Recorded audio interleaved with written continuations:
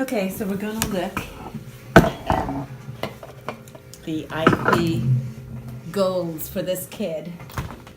We have to be very careful because it's a contentious IEP. So we have to make sure we're dotting all the I's and crossing all the T's. So I've got the last three goals taken out. I've got the present goals that are coming up under the addendum that was written for the last IEP that parents didn't sign that we've been at, so since he came to middle school.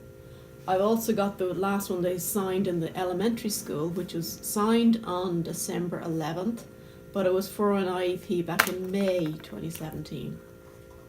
So the last IEP signed was May 17. Well, I need to compare the one that's when I go in and print it on Cyrus. When I go into the addendum, there's an addendum as well to the May one, May 2017. So, well, December 11th is when they signed an IEP, which was started in May 2017.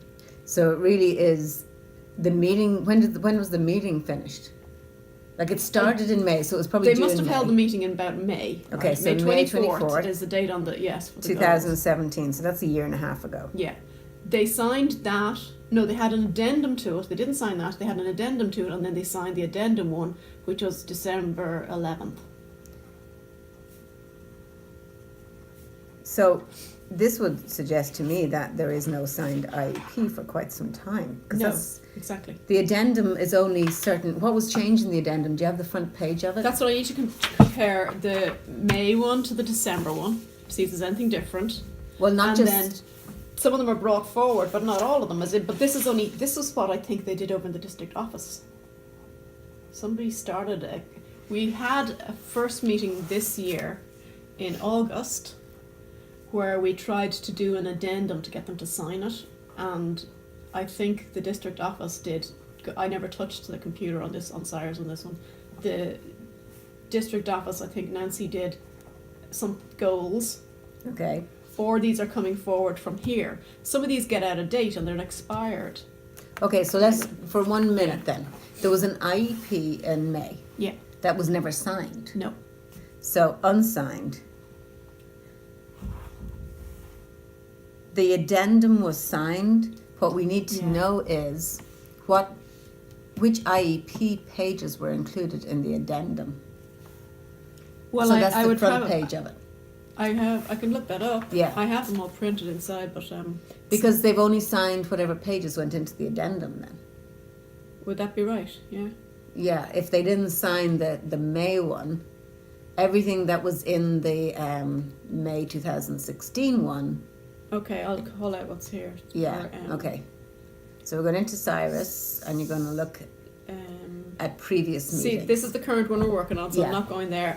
The addendum is the one we did in August, which is there. Okay. There's the annual of they didn't even sign the May the May annual that they had last year, the last few days of elementary school. They didn't sign that one. Okay, well let's keep the dates clear so that we don't confuse. So this is May 2018. No, yeah, this one, the one that they had. Yeah, the one you just looked at there, it was unsigned. Yeah.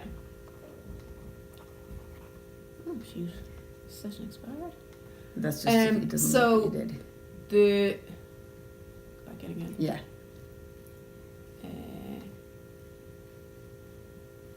Okay, I can't touch the screen, that's what's happening. Yeah. So the additional assessment of December 11th, 2017 was signed. Okay. That's an addition to the annual of May 24th. So that's not an addendum, that's an additional assessment. What's so that he mean? was tested again for something. Oh. So something must have been called for in the first IEP. That they weren't happy about, and and then they signed it. So go into it and let's see what it was tested for then. Well, so goals scroll is down. number one. Why are they in any order? Because usually it's based on there's IEP 1. That's strange. All right, they're in a funny order. 2, 3A, 5, 7A. They're not usually 3A and 7A. They're usually 3 and 7, aren't they? So let me just, because these are the normal numbers. Yeah, 1, 2, The, well, there's two places to Accommodations. start. One is to go into, click here and look at the assessment forms. So there's a background, a clinical therapist report, and a conclusion. So a clinical therapist would be, so this is somebody from the county. So it's a social emotional Oh, testing MCBH. from the county. That was social emotional county. MCBH. Yeah, MCBH. So we want to see what was recommended.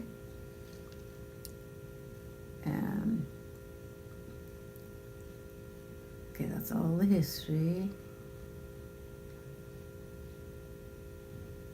I think what actually the best thing to do is to start with the conclusion and see if it's in there. Oh, it's hard on these screens. Where do you go back? I don't know. Or here, return to oh, Forms return. Manager. Conclusion. So, he appears to be presenting with anxiety symptoms. Worrying about his performance, irritability, easily frustrated, harming self. ADHD, basically, they're Yeah. looking at. Okay. Okay, so modifications, supports. Okay, so he qualified as specific learning disability in his initial, so that's not in this. So they're just adding an additional service to it. So I that's know all it is. that there's nothing assigned. What's